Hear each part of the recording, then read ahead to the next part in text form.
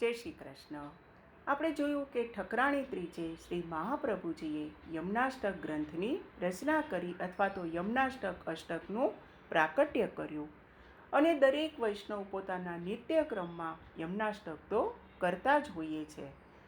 તો આ જો યમનાષ્ટક આપણે કરતા હોઈએ છીએ, પરંતુ આ જ યમનાષ્ટક આપણે ભાવ સાથે જો કરીએ તો આપણા યમુનાજી અને આપણા પ્રભુ બંને ખૂબ જ પ્રસન્ન થશે. તો ચાલો વૈષ્ણવો, આજથી આપણે યમનાષ્ટકના દરેક અષ્ટકનો યથાશક્તિ ભાવાર્થ સાથે સમજવાની કોશિશ કરીએ. તો સૌપ્રથમ આપણે યમુનાજીને હું નમન કરું કે મને યથાશક્તિ કોઈક સમજ આપવાની આપ કૃપા કરો. તો સૌપ્રથમ શ્લોક છે, નમામિ યમુનામહં સકલ સિદ્ધિ હે તુમ મુદા. નમામિ, તો આપણા શું વલ્લભ શું કહે છે કે નમામિ, આપણા વલ્લભ પણ શું કહે છે કે હું આપને નમન કરું છું. તો આપણને પણ એ દ્વારા વલ્લભ સમજાવે છે કે આ જીવ છે એ નમન સિવાય શું કરી શકે. આપણે જો નમન કરીશું તો પણ આપણા યમુનાજી ખૂબ પ્રસન્ન થશે. માટે જ યમામિ યમુનામહં સકલ સિદ્ધિ હે તુમ મુદા. એ યમુનાજી, હું આપને નમન કરું છું. સકલ સિદ્ધિ, તો શ્રી યમુનાજી આપ સર્વ પ્રકારની સિદ્ધિઓને આપ આપનારા છો.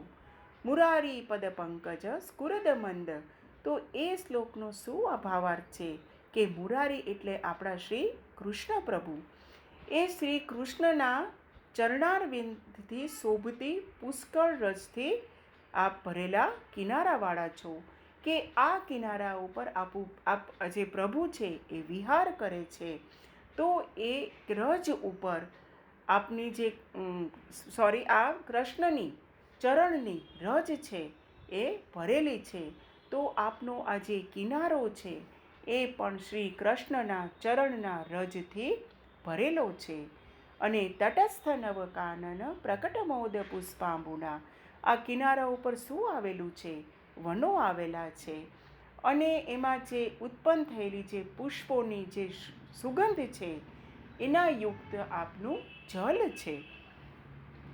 સુરાસુરસુ પૂજિત સ્મરપિતુ શ્રિયમ બિભ્રતિમ. અને આપ કેવી રીતે પૂજાયેલા છો? સુર અને અસુર, કારણ કે વ્રજમાં પણ દૈન્ય ભાવવાળા અને માન ભાવવાળા બંને વ્રજ ભક્તો બિરાજે છે. તો દૈન્ય ભાવવાળા અને માન ભાવવાળા વ્રજભક્તોથી આપ સારી રીતે પૂજાયેલા છો. સુરાસુરસુ પૂજિત સ્મરપિતુ શ્રિયમ બિભ્રતિમ. તે ઉપરાંત આપ કેવા છો? તો સ્મરપિતુ શ્રિયમ બિભ્રતિમ, જે શ્રી કૃષ્ણની જે શોભા છે એ શ્રી કૃષ્ણની શોભાને આપ ધારણ કરનારા છો. તો હે યમુનાજી, આવા યમુનાજીને હું આનંદપૂર્વક પ્રેમથી હું નમન કરું છું.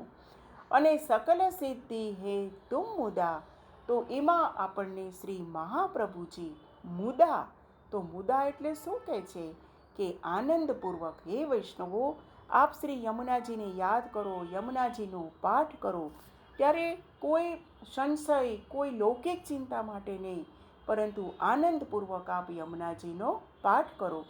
એ રીતે આપણને વલ્લભ સમજાવે છે. તો હે યમુનાજી, આપ મારા મનને સુખ થાય તેમ વિચારો, અને આપને હું આનંદપૂર્વક હું પ્રેમથી નમન કરું છું. યથાશક્તિ આ ભાવને મારા શ્રી યમુનાજીના ચરણોમાં સમર્પિત કરું. કાલે આપણે બીજા શ્લોક વિશે સત્સંગ કરીશું. તો ત્યાં સુધી જય શ્રી કૃષ્ણ. શ્યામ સુંદર શ્રી યમને મહારાણીજી કી જય.